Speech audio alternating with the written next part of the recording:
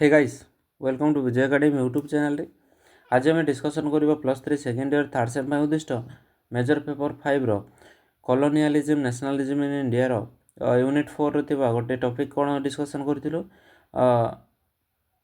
To nation theory बा द्विराष्ट्र तत्व आम ऑलरेडी पार्ट 1 रे डिस्कसन करि चारछे अधा पार्ट आउ जा थिला आम ए पार्ट 2 रे डिस्कसन करबा।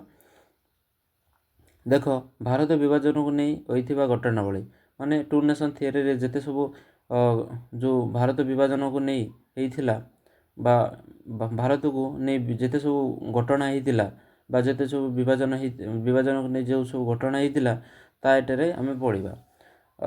देखिबा प्रथम कोन कहिछि भारत विभाजन होछि केतेक दशंधि धरी घटनावली रो परिमाण जा प्रत्येक महादेशर विभाजन सहायक होइथिला। ए प्रक्रिया मूलरे थिला ब्रिटिशकर शासन भाग और शासन कर डिवाइड एंड रूल पॉलिसी जहाँ विभिन्न धार्मिक सांस्कृतिक संप्रदाय मध्य विभाजन सृष्टि करिवार गुरुत्वपूर्ण भूमिका ग्रहण करथिला। एक क्रमागत गुरुत्वपूर्ण घटनावली प्रकाश पाइला जहाँ विभाजन पाई पथ प्रस्तुत करथिला। एई डिवाइड एंड रूल पॉलिसी माध्यम माने लोक मानक मध्य कोन होतिले धार्मिक सांस्कृतिक मध्य विभाजन सृष्टि हो पारुथिला। प्रथम प्रमुख पदक्षेप थिला 1905 मसीह बंगाल विभाजन जहाँ उद्देश्य थिला धार्मिक विभाजन करी सृष्टि करी बढ़ुवा जातीयतावादी आंदोलन को विभाजित करने और दुर्बल करने। 1905 मसीह कौन होता बंगाल विभाजन होता या द्वारा कौन होता धर्म एवं संप्रदाय को जो विभाजन सृष्टि करी जिते सब जातीय आंदोलन होता दुर्बल करने या हूँ ब्रिटिश मानकर गोटे प्लान थिला। या पर 1909 मसीह मुसलमान मानक पृथक निर्वाचन मंडली प्रवर्तन करागला जहाँ संप्रदाय मध्य विभाजन को आहरी मजबूत कर देथिला। कौन है ना 1909 मसीह जो पार्लियामेंट संस्कार आईन थिला ता थ्रू कौन है मुसलमान कौन तुम मुसलमान को कही दि गला तुम्हें तुम निर्वाचन कर ओनली मुस्लिम ये भोट दान करेंगे जहाँफल कौन है सांप्रदायिकता धीरे संप्रदाय मध्य विभाजन सृष्टि होता। आ 1916 मसीह लक्नो चुक्ति एक ऐतिहासिक चुक्ति जहाँ भारतीय जातीय कांग्रेस एवं अखिल भारतीय मुस्लिम लीग मध्य संक्षेप दुई प्रमुख राजनीतिक शक्ति एकाठी करथिले किंतु मूल विभाजन रखिथिला 1940 करथिला। 1924 मसीह दुई जाति तत्व धारणा प्रमुखता लाभ करथिला केबे 1924 मसीह या धीरे धीरे डेभलप होउथिला जहाँ हिंदू और मुसलमान पृथक सांस्कृतिक धार्मिक राजनीतिक परिचय सहित दुईटी भिन्न जाति मध्य भिन्न जाति बोली दाबी करथिला। से समय कौन है से माने कहले हिंदू मुसलमान मध्य कौन है मध्य संस्कृति मध्य धार्मिक मध्य राजनीतिक परिचय अलग अलग बोली से दाबी कले। यही तत्व एक पृथक मुस्लिम राज्य दाबीर बौद्धिक भित्तिभूमि स्थापन करता है। यही तत्व बा टू नेशन थियोरी कौन से हिंदू और मुसलमान अलग अलग बोली गोटे कौन फाउंडेशन क्रिएट कला जहाँफल 1937 मसीह प्रादेशिक कांग्रेस और मुस्लिम लीग मध्य बढ़ुवा राजनीतिक विभाजन को उजागर करथिला। परवर्ती समय मुस्लिम लीग्र स्वायत्तता अधिक अधिक वकिलाती करागला मुस्लिम लीग्र स्वायत्तता माने मुस्लिम लीग को अधिक कौन फ्रीडम दि जाओ बोली सहायता करागला।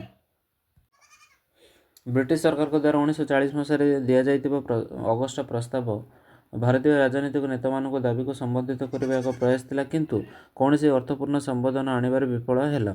कौन होइतिला 1940 मसीह गोटे अगस्ट प्रस्ताव दि जाइतिला कोठी लाहौर टारे हैला भारतीय राजनीति मानक दाबी को संबोधित करने किंतु या अर्थपूर्ण समाधान आनिबार विफल होइतिला।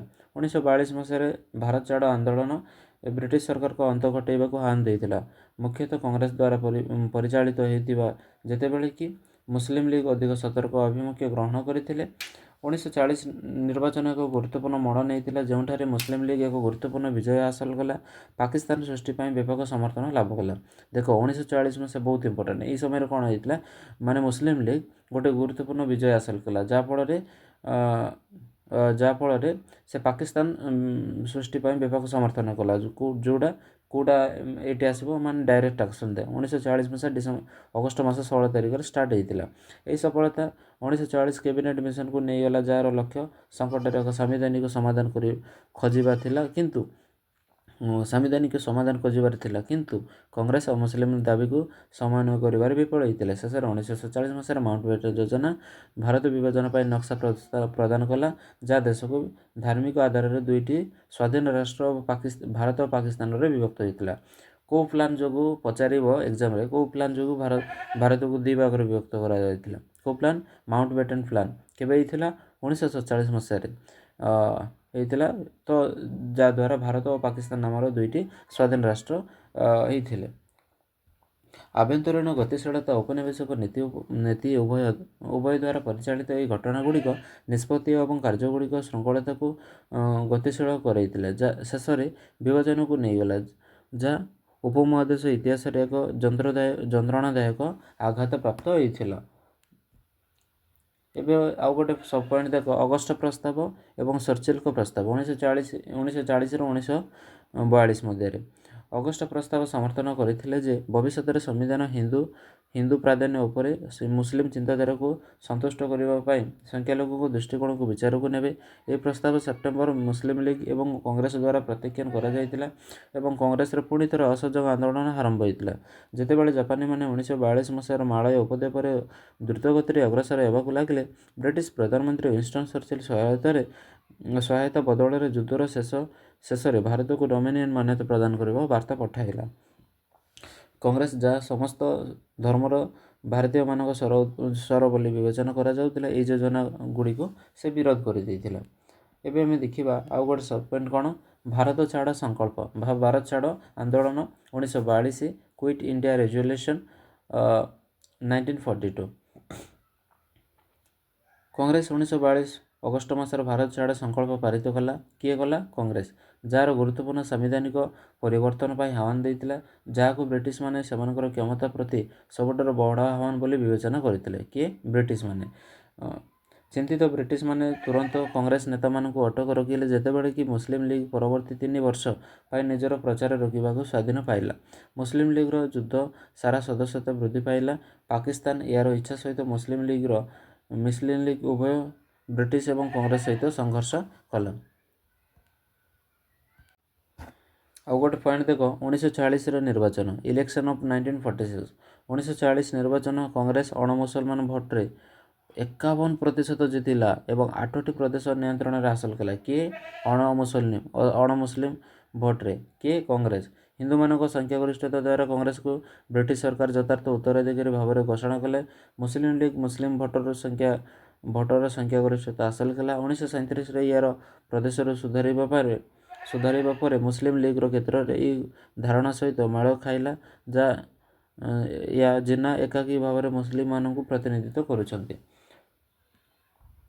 ଆଉ ଗୋଟେ ଦେଖ, କ୍ୟାବିନେଟ୍ ମିଶନ 1940 ମସିହା। କ୍ୟାବିନେଟ୍ ପ୍ଲାନ୍ ବା cabinet mission. Cabinet mission 1940, cabinet mission plan 1946। ଫେବୃଆରୀ 19, 1940ରେ ନବନିଯୁକ୍ତ ବ୍ରିଟିଶ ପ୍ରଧାନମନ୍ତ୍ରୀ କ୍ଲେମେଣ୍ଟ ଅଟଲି ହାଉସ୍ ଅଫ୍ କମନ୍ସରେ ଘୋଷଣା କଲେ ଯେ କ୍ଷମତା ହସ୍ତାନ୍ତର ତଦାରଖ କରିବା ପାଇଁ ଭାରତକୁ ଏକ କ୍ୟାବିନେଟ୍ ମିଶନ ପଠାଯିବ। ଏହି ମିଶନର ଉଦ୍ଦେଶ୍ୟ କେବଳ ଏକ ପରିବର୍ତ୍ତନକୁ ସୁଗମ କରିବା ନୁହେଁ, ବରଂ ସ୍ୱାଧୀନତା ପରେ ଦେଶ ପାଇଁ ସାର୍ବଭୌମ ସରକାର ଗଠନ କରିବା ଏବଂ ଭାରତୀୟ ନେତାମାନଙ୍କୁ ସାହାଯ୍ୟ କରିବା ପାଇଁ ମଧ୍ୟ ଥିଲା। ଏବେ ଦେଖିବା, କ୍ୟାବିନେଟ୍ ମିଶନ ସେହି ବର୍ଷରେ ଭାରତରେ ପହଞ୍ଚିଲା, ଯେଉଁଥିରେ 3 ଜଣ ମୁଖ୍ୟ ସଦସ୍ୟ ଥିଲେ। ପ୍ରଥମେ କିଏ? ଫେଥିକ୍ ଲରେନ୍ସ, ରାଜ୍ୟ ସଚିବ। Sir Stafford Cripps, board of ଟ୍ରେଡର ସଭାପତି। A.V. ଆଲେକଜାଣ୍ଡାର, ଆଡମିରାଲଟିର ପ୍ରଥମ ଲର୍ଡ ଥିଲେ। ହେଲା, ଏହି 3 ଜଣଙ୍କୁ ପଠାଯାଇଥିଲା। ସେମାନେ ବିଭିନ୍ନ ଭାରତୀୟ ନେତାମାନଙ୍କ ସହିତ ଆଲୋଚନାରେ ନିୟୋଜିତ ହେଲେ, ଯେଉଁମାନେ ରାଜନୈତିକ ଦଳ ଏବଂ ସେମାନଙ୍କର ବିଭିନ୍ନ ବର୍ଗରୁ ପ୍ରତିନିଧିତ୍ୱ କରୁଥିଲେ। ଭାରତର 2 ପ୍ରମୁଖ ଦଳ ଏକ ଚୁକ୍ତିରେ ପହଞ୍ଚିବାରେ ଅସମର୍ଥ ହେବାର ପ୍ରତିକ୍ରିୟା ବ୍ରିଟେନ କ୍ୟାବିନେଟ୍ ମିଶନ ଯୋଜନା ପ୍ରସ୍ତୁତ କଲା। ଏହି ଯୋଜନା ମୁସଲିମ ଲିଗ୍ର ଏକ ପୃଥକ ପାକିସ୍ତାନ ଦାବିକୁ କଂଗ୍ରେସର ଏକୀକୃତ ଭାରତର ଦୃଷ୍ଟିକୋଣ ସହିତ ସନ୍ତୁଳିତ କରିବାକୁ ଚାହିଁଲା। ଏହା 3ଟି ପ୍ରଦେଶ ଗୋଷ୍ଠୀକୁ ନେଇ ଏକ ସଂଘୀୟ ବ୍ୟବସ୍ଥା ପ୍ରସ୍ତାବ କଲା, 2ଟି ମୁସଲିମ ସଂଖ୍ୟାଗରିଷ୍ଠ ଗୋଷ୍ଠୀ ଏବଂ ଗୋଟିଏ ହିନ୍ଦୁ ସଂଖ୍ୟାଗରିଷ୍ଠ ଗୋଷ୍ଠୀ। ପ୍ରଦେଶଗୁଡ଼ିକର ଯଥେଷ୍ଟ ସ୍ୱାୟତ୍ତତା ଉପଭୋଗ କରିବେ। କେନ୍ଦ୍ର ସରକାର ଯୋଗାଯୋଗ ଏବଂ ବୈଦେଶିକ ନୀତି ଓ ପ୍ରତିରକ୍ଷା ଉପରେ ନିୟନ୍ତ୍ରଣ ରଖିବେ।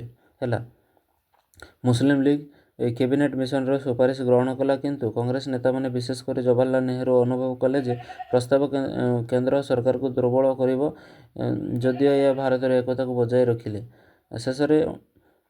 ଶେଷରେ କ୍ୟାବିନେଟ୍ ମିଶନ ପ୍ରସ୍ତାବ ପ୍ରତ୍ୟାଖ୍ୟାନ କରାଗଲା।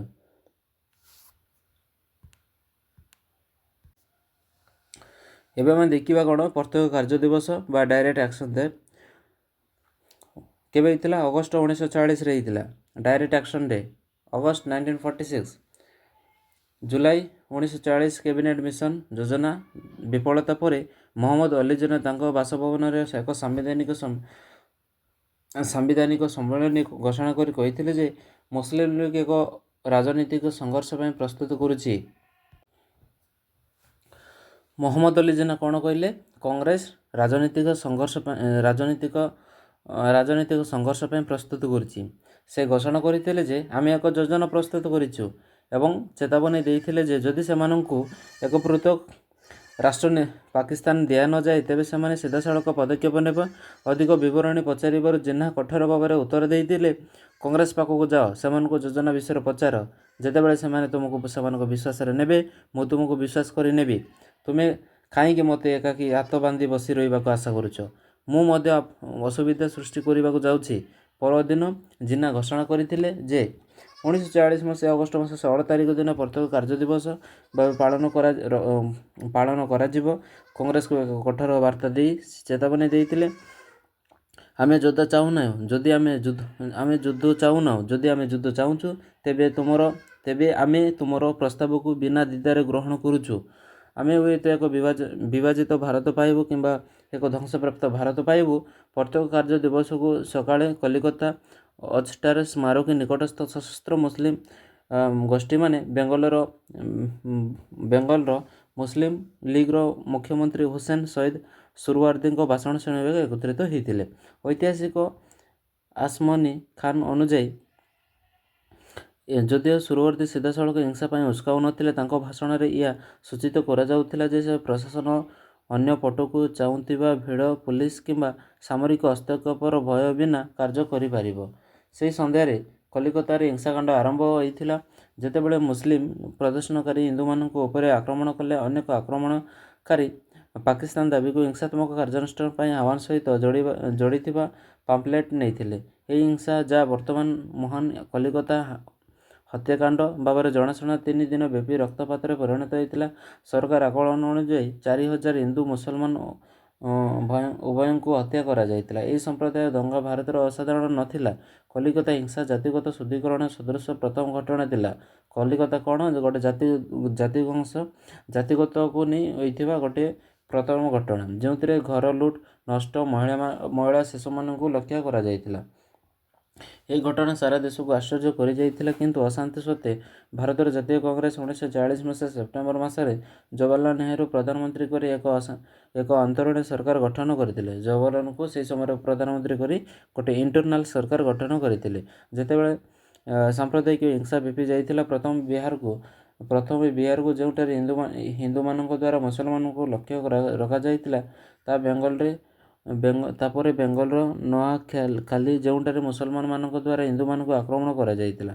ଏହାପରେ ଉତ୍ତରପ୍ରଦେଶର ଗଡ଼ମୁକ୍ତେଶ୍ୱର ଏବଂ 1937 ମସିହାରେ ସୁଦ୍ଧା ରାଓଲପିଣ୍ଡିକୁ, ଯେଉଁଠାରେ ମୁସଲିମ ଗୋଷ୍ଠୀମାନଙ୍କ ଦ୍ୱାରା ହିନ୍ଦୁ ଓ ଶିଖମାନଙ୍କୁ ଆକ୍ରମଣ କରାଯାଇଥିଲା କିମ୍ବା ବାହାର କରିଦିଆଯାଇଥିଲା। ଏହା ହେଉଛି ଡାଇରେକ୍ଟ ଆକ୍ସନ୍ ଡେ ବିଷୟରେ। ଏବେ ଆମେ ଦେଖିବା ବିଭାଜନ ପାଇଁ ଯୋଜନା, ମାନେ ପାର୍ଟିସନ୍ ପାଇଁ କେଉଁ ପ୍ଲାନ୍ କରାଯାଇଥିଲା, କେବେଠୁ କେବେ ନା 1946ରୁ 1947 ମସିହା ପର୍ଯ୍ୟନ୍ତ। ଅଧିକ ଅଶାନ୍ତି ରୋକିବା ଏବଂ ଏକଜୁଟ ଏକ ଭାରତକୁ ବଜାୟ ରଖିବା ପାଇଁ ବ୍ରିଟିଶ ପ୍ରଧାନମନ୍ତ୍ରୀ କ୍ଲେମେଣ୍ଟ ଅଟଲି ଦ୍ୱାରା ଲର୍ଡ ଲୁଇ ମାଉଣ୍ଟବେଟେନ୍ ଭାରତର ଶେଷ ଭାଇସରୟ ଭାବରେ ନିଯୁକ୍ତ କରାଯାଇଥିଲେ। ତାଙ୍କର ମୁଖ୍ୟ ଦାୟିତ୍ୱ ଥିଲା ଶକ୍ତି ହସ୍ତାନ୍ତର ତଦାରଖ କରିବା ଏବଂ 1948 ମସିହା ଜୁନ୍ ମାସ 30 ତାରିଖ ସୁଦ୍ଧା ବ୍ରିଟିଶ ଭାରତର ସ୍ୱାଧୀନତା ସୁନିଶ୍ଚିତ କରିବା। 6ରୁ ଅଧିକ ରାଜକୀୟ ରାଜ୍ୟରୁ ଭାରତକୁ ଆହୁରି ଖଣ୍ଡବିଖଣ୍ଡିତ କରିଥିଲା। ତାଙ୍କର ଯୁକ୍ତି ସତ୍ତ୍ୱେ ପଟେଲ, ଗାନ୍ଧୀ, ନେହେରୁ ଧର୍ମନିରପେକ୍ଷ ମୁସଲମାନ ଏବଂ ସମାଜବାଦୀମାନଙ୍କ ଦ୍ୱାରା ସମାଲୋଚିତ ହୋଇଥିଲେ, ଯେଉଁମାନେ ବିଭାଜନ ପ୍ରତି କଂଗ୍ରେସର ସମର୍ଥନକୁ ଏକ ଛାଡ଼ ଭାବରେ ଦେଖିଥିଲେ। ଏବେ ଆଉ ଗୋଟେ ସବ୍ ପଏଣ୍ଟ ଦେଖ, ବିଭାଜନ ଉପରେ କଂଗ୍ରେସର ପ୍ରତିକ୍ରିୟା, reaction of Congress partition. Bharat ଜାତୀୟ କଂଗ୍ରେସ ସମାଜର ସମସ୍ତ ବର୍ଗକୁ ଏକଜୁଟ କରିବାର ଲକ୍ଷ୍ୟ ରଖିଥିଲା, କିନ୍ତୁ ପୃଥକ ନିର୍ବାଚନ ମଣ୍ଡଳୀର ପ୍ରବର୍ତ୍ତନ, ଜିନ୍ନାଙ୍କ ଅଟଳ ଆଭିମୁଖ୍ୟ ଏବଂ ମୁସଲିମ ଲିଗ୍ ମଧ୍ୟରେ ବଢ଼ୁଥିବା ସାମ୍ପ୍ରଦାୟିକ ପ୍ରଭାବ ଶେଷରେ ମହାଉପଦେଶକୁ ବିଭାଜନ କରିଥିଲା। କଂଗ୍ରେସ ଜିନ୍ନାକୁ ପ୍ରଥମେ ତାଙ୍କର ପୃଥକତା ଦୃଷ୍ଟିକୋଣରୁ ଛାଡ଼ିବାକୁ ପ୍ରବର୍ତ୍ତାଇବାରେ ସଂଘର୍ଷ କରିଥିଲେ ଏବଂ ବ୍ରିଟିଶମାନଙ୍କୁ ସେହି ପଥ ଅନୁସରଣ କରିବାକୁ ରୋକିବା ପାଇଁ ବିଫଳ ହୋଇଥିଲେ। ପ୍ରାରମ୍ଭରେ କଂଗ୍ରେସର ଲକ୍ଷ୍ନୌ ଚୁକ୍ତି ଏବଂ ଖିଲାଫତ ଆନ୍ଦୋଳନ ସହିତ ମୁସଲିମ ଲିଗ୍କୁ ଅନ୍ତର୍ଭୁକ୍ତ କରିବାକୁ ଚେଷ୍ଟା କରାଗଲା। ତେବେ ଲିଗ୍କୁ ସ୍ଥାନାନ୍ତରିତ କରିବାର ପ୍ରୟାସ, ବିଶେଷ କରି ଦ୍ୱିତୀୟ ବିଶ୍ୱଯୁଦ୍ଧ ସମୟରେ ବିଫଳ ହୋଇଥିଲା। କଂଗ୍ରେସ ମୁସଲିମ ଜନସାଧାରଣଙ୍କ ନିକଟରେ ପହଞ୍ଚାଇବାରେ ମଧ୍ୟ ଅସୁବିଧାର ସମ୍ମୁଖୀନ ହୋଇଥିଲା। 1907 ମୁସଲମାନମାନଙ୍କୁ ଏକ ପୃଥକ ରାଷ୍ଟ୍ର ଦାବିକୁ ଗ୍ରହଣ କରାଯାଇଥିଲା। ଯଦି ଏହି ଦାବିକୁ ଅଯୌକ୍ତିକ ତଥା ସାମ୍ପ୍ରଦାୟିକ ଭାବରେ ଦେଖାଯାଉଥିଲା, ସର୍ଦ୍ଦାର ବଲ୍ଲଭଭାଇ ପଟେଲ, ନେହେରୁ ଓ ଅନ୍ୟାନ୍ୟ କଂଗ୍ରେସ ନେତାମାନେ ଶେଷରେ ବିଭାଜନକୁ ବ୍ୟାପକ ହିଂସା ଶେଷ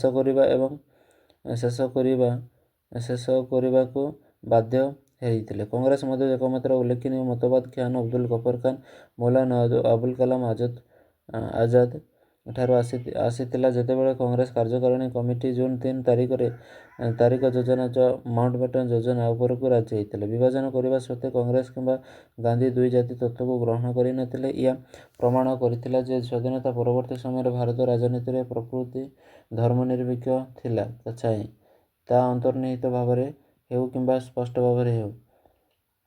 ଏବେ ଗୋଟେ ସବ୍ ପଏଣ୍ଟ ଦେଖ, ଭାରତର ସ୍ୱାଧୀନତା ଅଧିନିୟମର ପ୍ରସ୍ତାବ, proposal of the Indian independence act, ବହୁତ ଇମ୍ପୋର୍ଟାଣ୍ଟ। ସର୍ଦ୍ଦାର ବଲ୍ଲଭଭାଇ ପଟେଲ ପ୍ରସ୍ତାବିତ ଯୋଜନା ସହିତ ତାଙ୍କର ସହମତି ପ୍ରକାଶ କରିଥିଲେ ଯେ ଜବାହରଲାଲ ନେହେରୁ ଏବଂ ଅନ୍ୟାନ୍ୟ କଂଗ୍ରେସ ନେତାମାନଙ୍କୁ ଏହାକୁ ଗ୍ରହଣ କରିବାକୁ ଅନୁରୋଧ କରିଥିଲେ। ଯେତେବେଳେ ଲର୍ଡ ମାଉଣ୍ଟବେଟେନ 1947 ମସିହା ଜୁନ୍ ମାସ 3 ତାରିଖରେ ଏହାକୁ ଆନୁଷ୍ଠାନିକ ଭାବରେ ଉପସ୍ଥାପନ କରିଥିଲେ, ବିଭାଜନ ସମ୍ଭାବନାକୁ ନେଇ ମହାତ୍ମା ଗାନ୍ଧୀ ଗଭୀର ଦୁଃଖ ବିଷୟରେ ଜାଣି ସର୍ଦ୍ଦାର ବଲ୍ଲଭଭାଇ ପଟେଲ ତାଙ୍କ ସହିତ ବ୍ୟକ୍ତିଗତ ଆଲୋଚନା କରିଥିଲେ। ଏହି ଅଧିବେଶନ ସମୟରେ ପଟେଲ ସାର୍ବଜନୀନ ସଂକ୍ଷିପ୍ତ ବିଭାଜନ ଦାୟିତ୍ୱ ନେଇଥିଲେ ଏବଂ ନୂତନ ଭାରତୀୟ ମନ୍ତ୍ରୀ ପରିଷଦ ଚୟନରେ ନେହେରୁଙ୍କ ସହିତ କାର୍ଯ୍ୟ କରିଥିଲେ। ତେବେ ପଟେଲ କିମ୍ବା ଅନ୍ୟ କୌଣସି ଭାରତୀୟ ନେତାମାନେ ବିଭାଜନ ପରେ ଆସିବାକୁ ଥିବା ହିଂସା, ଅତ୍ୟଧିକ ପରିମାଣ ଏବଂ ଜନସାଂଖ୍ୟିକ ପରିବର୍ତ୍ତନ କଳ୍ପନା କରିନଥିଲେ। ବ୍ରିଟିଶ ଲେବର ପାର୍ଟି ସରକାର ପ୍ରଥମେ 1948 ମସିହା ଜୁନ୍ ମାସକୁ ଭାରତ ଉପରେ ବ୍ରିଟିଶ ଶାସନ ଶେଷ କରିବାର ତାରିଖ ସ୍ଥିର କରିଥିଲେ, କିନ୍ତୁ ନବନିଯୁକ୍ତ ଭାଇସରୟ ମାଉଣ୍ଟବେଟେନ ସମୟସୀମାକୁ ଆଗକୁ ବଢ଼ାଇ ଦେଇଥିଲେ, ଯାହା ସ୍ୱାଧୀନ ଓ ବିଭାଜନ ଉଭୟ ପାଇଁ ଏକ କାର୍ଯ୍ୟକ୍ଷମ ଯୋଜନା ପ୍ରସ୍ତୁତ କରିବାକୁ 6 ମାସରୁ କମ୍ ସମୟ ଦେଇଥିଲା। ଏବେ ଆଉ ଗୋଟେ ସବ୍ ପଏଣ୍ଟ ଦେଖ, ସ୍ୱାଧୀନତା ବା ଇଣ୍ଡିପେଣ୍ଡେନ୍ସ 1947। ମହମ୍ମଦ ଅଲି ଜିନ୍ନା 1947 ମସିହା ଅଗଷ୍ଟ 14 ତାରିଖରେ କରାଚିରେ ପାକିସ୍ତାନର ପ୍ରଥମ ଗଭର୍ଣ୍ଣର ଜେନେରାଲ ଭାବରେ ଶପଥ ଗ୍ରହଣ କରିଥିଲେ। ପରଦିନ ଅଗଷ୍ଟ 15, 1947ରେ ଭାରତ ଡୋମିନିଅନ ସ୍ୱାଧୀନତା ହାସଲ କଲା। ନୂଆଦିଲ୍ଲୀରେ ଉତ୍ସବ କରାଗଲା ଏବଂ ଭାଇସରୟ ମାଉଣ୍ଟବେଟେନ ଦେଶର ପ୍ରଥମ ଗଭର୍ଣ୍ଣର ଜେନେରାଲ ଭାବରେ କାର୍ଯ୍ୟ କରିବା ଜାରି ରଖିଲେ। ଭାରତ ବିଭାଜନ ପରେ ନୂତନ ଉପମହାଦେଶୀୟ ଶରଣାର୍ଥୀମାନଙ୍କୁ ସାହାଯ୍ୟ କରିବା ପାଇଁ ଗାନ୍ଧୀ ବଙ୍ଗାଳରେ ରହିଲେ। ଏବେ ଦେଖ, ମାଉଣ୍ଟବେଟେନ ପ୍ଲାନ ବିଷୟରେ ଦେଖିବା। ମାଉଣ୍ଟବେଟେନ ଯୋଜନା 1947। ମାଉଣ୍ଟବେଟେନ ଯୋଜନା ନାମରେ ଜଣାଶୁଣା ଏହି ଯୋଜନା ବ୍ରିଟିଶ ଭାରତକୁ ଦୁଇଟି ନୂତନ ଡୋମିନିଅନ ବିଭାଜନ କରିବା ପାଇଁ ବ୍ୟବହୃତ ହୋଇଥିଲା। 1947 ମସିହା ଜୁନ୍ ମାସ 5 ତାରିଖରେ ମାଉଣ୍ଟବେଟେନ ଏକ ସାମ୍ବିଧାନିକ ସମ୍ମିଳନୀ ଏହା ଘୋଷଣା କରିଥିଲେ ଯେ ଏଥିସହ ସ୍ୱାଧୀନତା ତାରିଖ ଆଉ ଅଗଷ୍ଟ 15, 1947ରେ ଭାରତ ବିଭାଜନ ଘୋଷଣା କରିଥିଲେ। ଏହି ଯୋଜନାର ମୁଖ୍ୟ ଅଙ୍ଗଗୁଡ଼ିକ ହେଲା କ'ଣ ନା, ମାଉଣ୍ଟବେଟେନ ପ୍ଲାନର ଅଙ୍ଗଗୁଡ଼ିକ କ'ଣ ଥିଲା? 1. ବଙ୍ଗଳା ଏବଂ ପଞ୍ଜାବର ବିଧାନସଭାରେ ଶିଖ, ହିନ୍ଦୁ ଏବଂ ମୁସଲମାନ ଏକତ୍ରିତ ହୋଇ ବିଭାଜନ ସପକ୍ଷରେ ଭୋଟ ଦେବେ। ଯଦି କୌଣସି ଗୋଷ୍ଠୀ ସାଧାରଣ ବହୁମତ ଏହା ଚାହୁଁଥାଏ, ତେବେ ଏହା ପ୍ରଦେଶଗୁଡ଼ିକ ବିଭାଜିତ ହେବ। 2ରେ କ'ଣ ଅଛି? ସିନ୍ଧୁ ଓ ବଲୁଚିସ୍ତାନ ନିଜ ଇଚ୍ଛା ଅନୁସାରେ ଯେକୌଣସି ଡୋମିନିଅନର ଅଂଶ ହେବାକୁ ଅନୁମତି ଦିଆଯାଇଥିଲା। 3.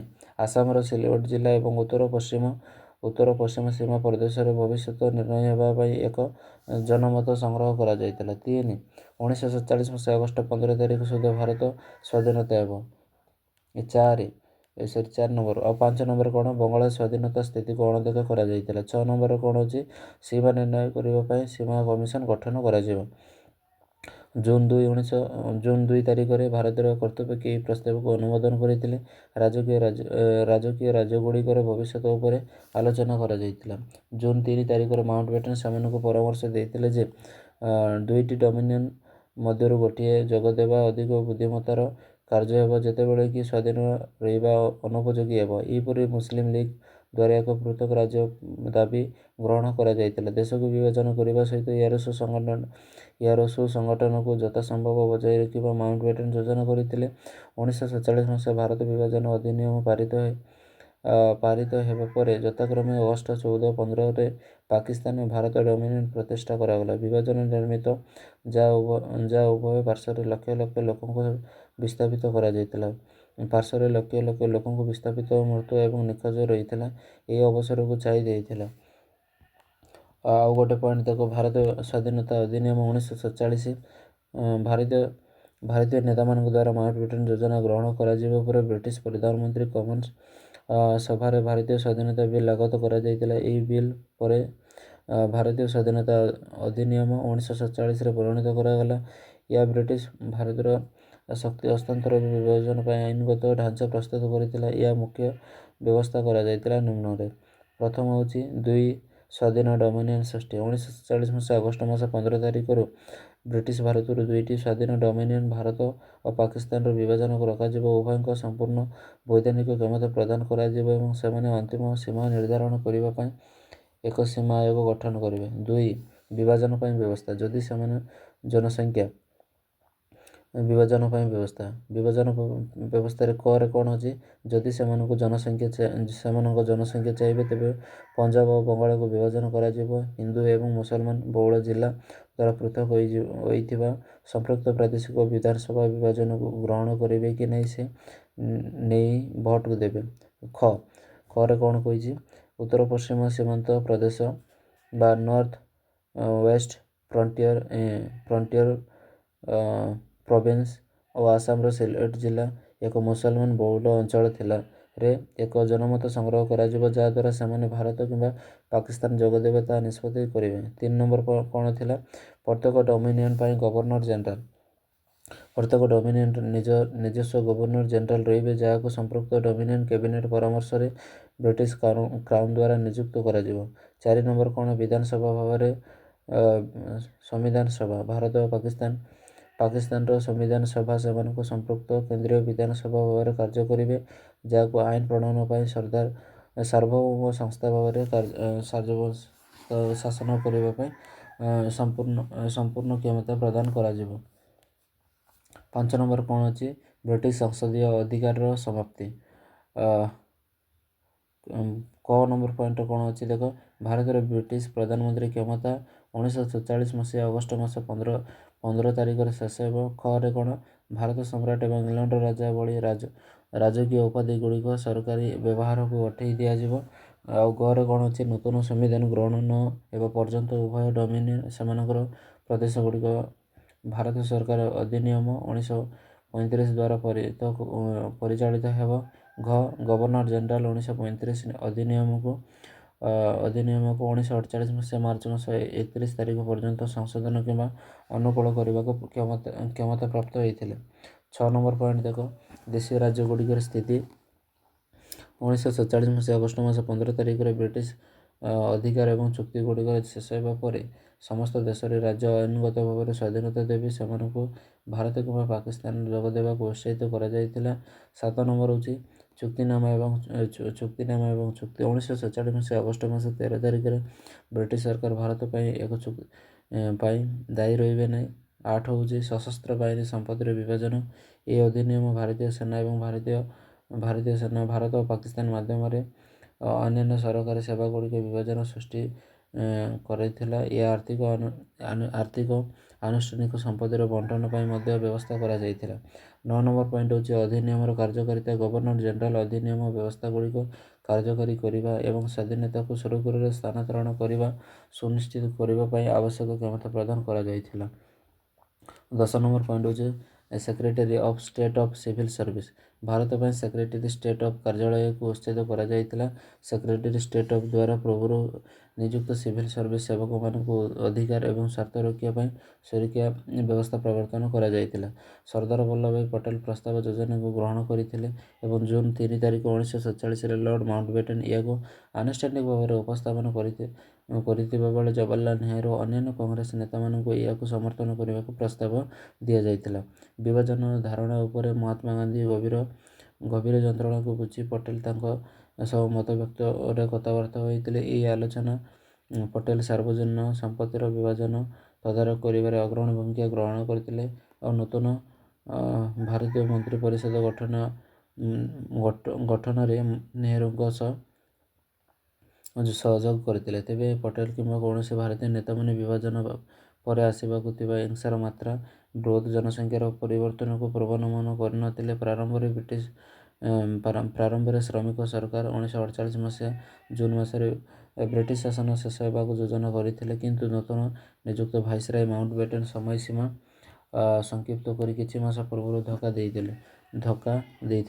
ଏହି ତ୍ୱରିତ କାର୍ଯ୍ୟସୂଚୀ ସ୍ୱାଧୀନତା ବିଭାଜନ ଉଭୟ ପାଇଁ ଏକ କାର୍ଯ୍ୟକ୍ରମ ଯୋଜନାକୁ ଅନ୍ତିମ ରୂପ ଦେବା ପାଇଁ 6 ମାସରୁ କମ୍ ସମୟ ଛାଡ଼ିଥିଲା, ଯାହା ବ୍ୟାପକ ହିଂସାକାଣ୍ଡ ଏବଂ ସମ୍ଭାବ୍ୟ ବିସ୍ଫୋରଣ ପାଇଁ ବ୍ରିଟିଶ ସେନାର ଅପ୍ରସ୍ତୁତ ଦ୍ୱାରା ଆଂଶିକ ଭାବରେ ପାରିତ ହୋଇଥିଲା। ଏହା ଥିଲା ଆମର ମାଉଣ୍ଟବେଟନ୍ ପ୍ଲାନ୍ ବିଷୟରେ। ଏବେ ଆମେ ଦେଖିବା ବିଭାଜନର ପ୍ରଭାବ। ଭାରତ ପାକିସ୍ତାନ ବିଭାଜନ ହେବା ଦ୍ୱାରା କେଉଁ ଇଫେକ୍ଟ ପଡ଼ିଥିଲା। ଏବେ ଆମେ ଦେଖିବା ବିଭାଜନର ପ୍ରଭାବ, ଇଫେକ୍ଟ ଅଫ୍ ପାର୍ଟିସନ୍। ଏକ ଦୀର୍ଘ ପ୍ରତୀକ୍ଷିତ ରାଜନୈତିକ କ୍ଷମତା ହସ୍ତାନ୍ତରଣର ବିଜୟ ବିଭାଜନର ଦୁଃଖଦ ଘଟଣା ସହିତ ଆସିଥିଲା। ଦେଶର ବିଭାଜନ ଯାହା ଏକ ଅଭୂତପୂର୍ବ ବହୁଳ ସ୍ଥାନାନ୍ତରଣ ଏବଂ ବର୍ବର ହିଂସାକାଣ୍ଡ ନେଇ ହୋଇଥିଲା, ତାହା ଦକ୍ଷିଣ ଏସୀୟ ଇତିହାସରେ ଏକ ଭୟଙ୍କର ଅଧ୍ୟାୟ ସୃଷ୍ଟି କରିଛି। ପ୍ରଥମ ହେଉଛି କ'ଣ ନା, ପୃଥକ ରାଷ୍ଟ୍ର ଭାବରେ ଭାରତ ଓ ପାକିସ୍ତାନର ଜନ୍ମ। Birth of the India and Pakistan as the separate nation. 1947 ମସିହା ଅଗଷ୍ଟ ମାସରେ ଭାରତ ସ୍ୱାଧୀନତାର କିଛି ପରିମାଣ ଥିଲା। ବ୍ରିଟିଶମାନେ ଭାରତ ଛାଡ଼ିଥିଲେ। ସେମାନେ ଭାରତରେ ପ୍ରାୟ 350 ବର୍ଷର ବ୍ରିଟିଶ ରାଜ ଶେଷ କରିଥିଲେ। ତେବେ ଛାଡ଼ିବା ବେଳେ ସେମାନେ ଭାରତ ବିଭାଜନ, ହିନ୍ଦୁ ପ୍ରାଧାନ୍ୟ ଭାରତ ଏବଂ ମୁସଲମାନ ପ୍ରାଧାନ୍ୟ ପାକିସ୍ତାନ ଭାବରେ ବିଭାଜିତ ହୋଇଥିଲେ। 1947 ମସିହା ଅଗଷ୍ଟ 14ରେ ନୂତନ ଇସଲାମିକ ଗଣରାଜ୍ୟ ପାକିସ୍ତାନର ଜନ୍ମ ନେଇଥିଲା ଏବଂ 1947 ମସିହା ଅଗଷ୍ଟ 15ରେ ଭାରତରେ ଜନ୍ମ ନେଇଥିଲା। ଏହି ବିଭାଜନ ପରିମାଣ ବିପର୍ଯ୍ୟସ୍ତ ହୋଇଥିଲା। ଏହା ଧାର୍ମିକ ପରିଚୟ ଉପରେ ଆଧାର କରି ସାମ୍ପ୍ରଦାୟିକ ଗୁଡ଼ିକର ସଂଜ୍ଞାୟିତ କରି ଲୋକଙ୍କ ମଧ୍ୟରେ ଅସନ୍ତୁଳନ ସୃଷ୍ଟି କରିଥିଲା। ଆଉ 2 ନମ୍ବର ଅଛି ଦେଖ, ମାନବ ଇତିହାସର ସର୍ବବୃହତ୍ ପ୍ରୟାସ, greatest migration of the human history.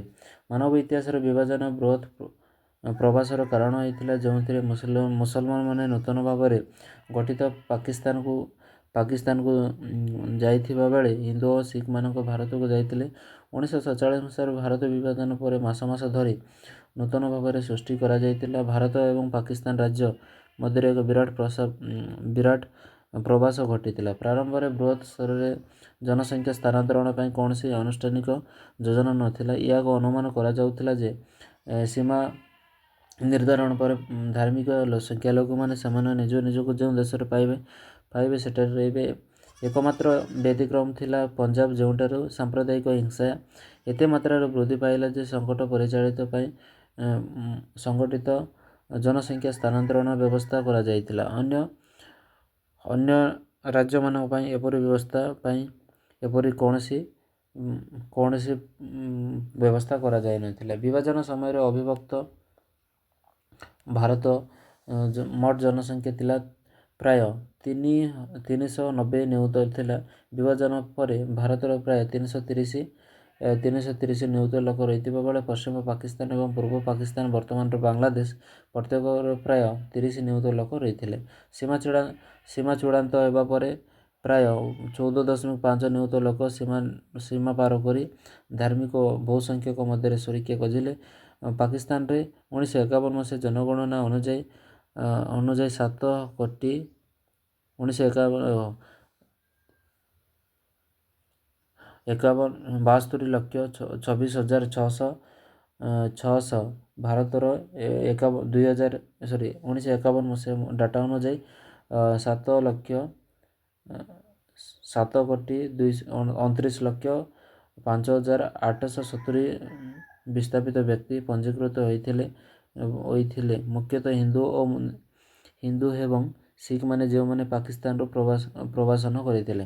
ଏକ ସମ୍ପୂର୍ଣ୍ଣ ଜନସଂଖ୍ୟା ବିନିମୟର ଧାରଣା ଭାରତ ନେତାମାନଙ୍କ ମଧ୍ୟରେ ଖୁବ୍ ଆଲୋଚନା କରାଯାଇଥିଲା। B.R. ଆମ୍ବେଦକର ସର୍ଦ୍ଦାର ପଟେଲ ସମ୍ପୂର୍ଣ୍ଣ ସ୍ଥାନାନ୍ତରଣ ଧାରଣାକୁ ସମର୍ଥନ କରିଥିଲା। ପ୍ରସ୍ତାବ ଦେଇଥିଲେ ଯେ ଭାରତରେ ଥିବା ସମସ୍ତ 42 ନିୟୁତ ମୁସଲମାନ ପାକିସ୍ତାନରୁ ସ୍ଥାନାନ୍ତରିତ ହୋଇଥିଲେ ଏବଂ ପାକିସ୍ତାନରେ ଥିବା ସମସ୍ତ 19 ନିୟୁତ ହିନ୍ଦୁ ଓ ଶିଖ ଅନ୍ୟାନ୍ୟ ସଂଖ୍ୟାଲଘୁ ଭାରତକୁ ଯିବେ। ସେମାନେ ବିଶ୍ୱାସ କରୁଥିଲେ ଯେ ଭାରତ ଏକ ପଦକ୍ଷେପ ଭବିଷ୍ୟତରେ ସାମ୍ପ୍ରଦାୟିକ ସଂଖ୍ୟାଲଘୁ ରୋକିବ ଏବଂ ସ୍ଥାୟୀ ଶାନ୍ତି ସୁନିଶ୍ଚିତ କରିବ। ଆମ୍ବେଦକର ଏହି ଦୃଷ୍ଟିକୋଣରୁ ତାଙ୍କ ଲେଖାଗୁଡ଼ିକ ପ୍ରକାଶ କରିଥିଲେ ଯେଉଁଥିରେ ଥଟ୍ ଅନ୍ ଲିଙ୍ଗୁଇଷ୍ଟିକ୍ ଷ୍ଟେଟ୍ ଅନ୍ତର୍ଭୁକ୍ତ କରିଥିଲେ।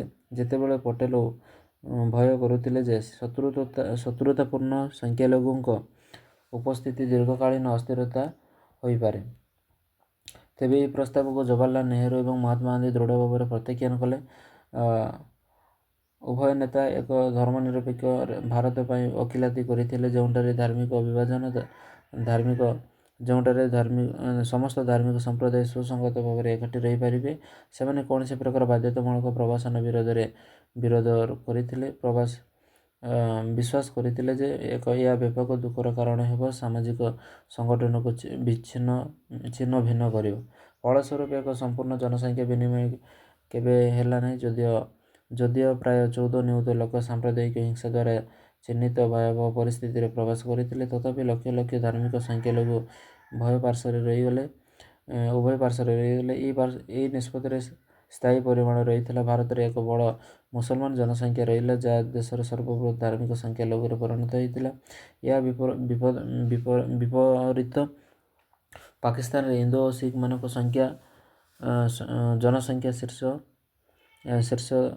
ଜନସଂଖ୍ୟା ଶୀର୍ଷ ବର୍ଷ ଧରି ଯଥେଷ୍ଟ ହ୍ରାସ ପାଇଲା।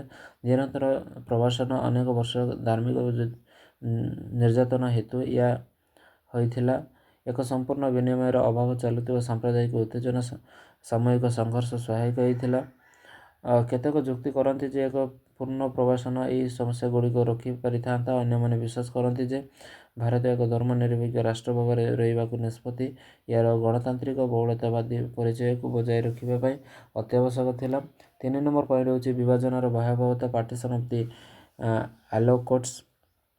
ନେତାମାନଙ୍କ ମଧ୍ୟରେ ଆଲୋଚନା ହଜାର ହଜାର ପରିବାର ପାଇଁ ଏକ ଦୁଃସ୍ୱପ୍ନରେ ପରିଣତ ହୋଇଥିଲା। ଯେଉଁମାନେ ହଠାତ୍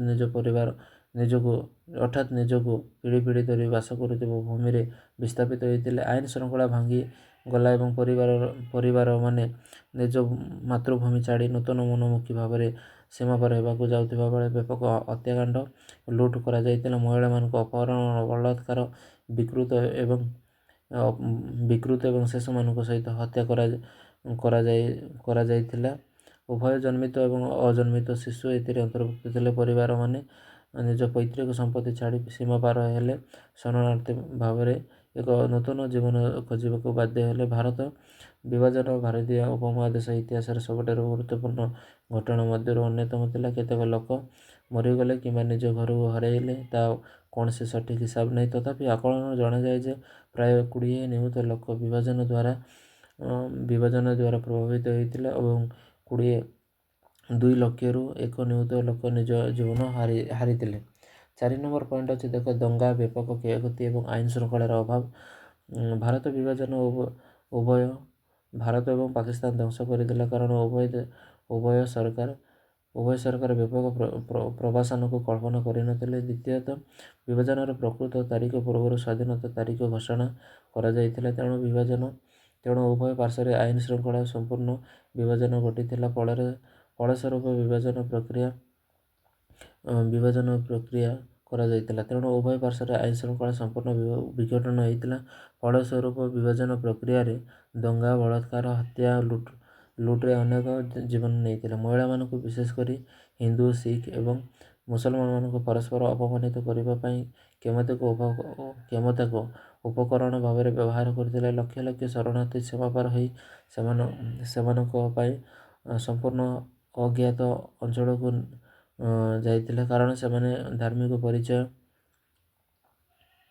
ସେମାନଙ୍କୁ ନିଜ ପୈତୃକ ଘରେ କିମ୍ବା ନିଜ ନିରାପଦ ଅଞ୍ଚଳରେ ରହିବାକୁ ଅନୁମତି ଦିଆଯାଉନଥିଲା। ଏଥିସହିତ ରେଡ୍ କ୍ଲିଫ୍ ଲାଇନ୍ ପଞ୍ଜାବ ଏବଂ ବଙ୍ଗାଳକୁ ବିଭାଜିତ କରିଥିଲା, ଯାହା ଉଭୟଙ୍କର ଦଙ୍ଗା ସୃଷ୍ଟି କରିଥିଲା। ହିନ୍ଦୁ ଓ ମୁସଲମାନ ଏବଂ ଶିଖମାନଙ୍କ ପ୍ରସ୍ତାବ ଆଡ଼କୁ କରାଯାଇଥିଲା। ହିନ୍ଦୁ ଓ ଶିଖମାନେ ଭାରତର ଆଡ଼କୁ ଯାଇଥିଲେ। ପ୍ରାୟ 14ରୁ 16 ନିୟୁତ ଲୋକ ଶେଷରେ ଭାରତ ଆଡ଼ମ୍ବରକୁ ଯାଇଥିଲେ। ପ୍ରାୟ 14ରୁ 16 ନିୟୁତ ଲୋକ ଶେଷରେ ବିସ୍ଥାପିତ ହୋଇଥିଲେ। ସେମାନେ ପାଦରେ ବଳଦ ଗାଡ଼ି ଏବଂ ଟ୍ରେନରେ ଯାତ୍ରା କରୁଥିଲେ। ଯାତ୍ରା ସୁରକ୍ଷିତ ନଥିଲା। ଏହା ପ୍ରମାଣିତ ପ୍ରାୟ ଯେ 2 ଲକ୍ଷରୁ 2 ନିୟୁତ ଲୋକ ସ୍ଥାନାନ୍ତରଣ ସମୟରେ ନିହତ ହୋଇଥିଲେ। ବେଳେବେଳେ ସେମାନଙ୍କ ନିଜ ନିଜ ପରିବାର ଦ୍ୱାରା ମଧ୍ୟ ନିହତ ହୋଇଥିଲେ। ଶରଣାର୍ଥୀ ଶିବିରରେ ବ୍ୟାପିଥିବା ସଂକ୍ରମଣ ରୋଗ ମଧ୍ୟ ନିହତ ହୋଇଥିଲେ ବା ମୃତ୍ୟୁ ହୋଇଥିଲେ। ମହିଳାମାନଙ୍କୁ ପ୍ରାୟତଃ ସମ୍ପ୍ରଦାୟ ସମ୍ମାନର ପ୍ରତୀକ ଭାବରେ ଲକ୍ଷ୍ୟ କରାଯାଉଥିଲା। ସରକାରୀ ରେକର୍ଡ ଅନୁଯାୟୀ 1 ଲକ୍ଷ ମହିଳାମାନଙ୍କୁ ଦୁଷ୍କର୍ମ କରାଯାଇଥିଲା। ବ୍ରିଟିଶ ସରକାର ଆଇନ ଶୃଙ୍ଖଳା ବଜାୟ ରଖିବା ପାଇଁ ସେମାନଙ୍କ ସୈନିକମାନଙ୍କୁ ବ୍ୟବହାର କରିବାକୁ ଅନିଚ୍ଛୁକ ଥିଲେ। ବିଶେଷ କରି ପଞ୍ଜାବର ପରିସ୍ଥିତି ଅତ୍ୟନ୍ତ ବିପଜ୍ଜନକ ଥିଲା, ଯେଉଁଠାରେ ଅସ୍ତ୍ରଶସ୍ତ୍ର ଅପସାରିତ ସୈନିକମାନଙ୍କୁ ପ୍ରଚୁର ପରିମାଣରେ ଦିଆଯାଇଥିଲା। 5 ନମ୍ବର ପଏଣ୍ଟ ଦେଖ, ବାସସ୍ଥାନ ଏବଂ ପୁନର୍ବାସର ପ୍ରସଙ୍ଗ। ଲିଗ୍ ଭାରତର ମୁସଲିମ ଏବଂ ସଂଖ୍ୟାଲଘୁ ପାଇଁ ପାକିସ୍ତାନକୁ ଏକ ମାତୃଭୂମି ଭାବରେ ସୃଷ୍ଟି କରାଯାଇଥିଲା। ତେବେ ସମସ୍ତ ମୁସଲିମ ଏହାର ଗଠନକୁ ସମର୍ଥନ କରିନଥିଲେ।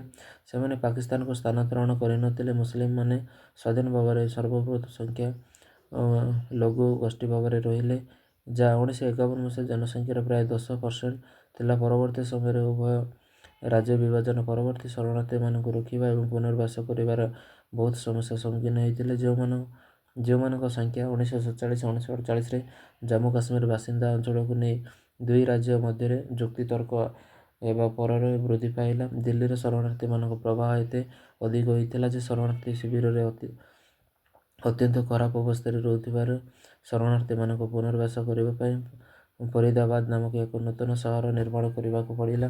6 ନମ୍ବର ପଏଣ୍ଟ ହେଉଛି ପଞ୍ଜାବ ଓ ବଙ୍ଗଳାର ବିଭାଜନ। Partition of the Punjab and Bengal.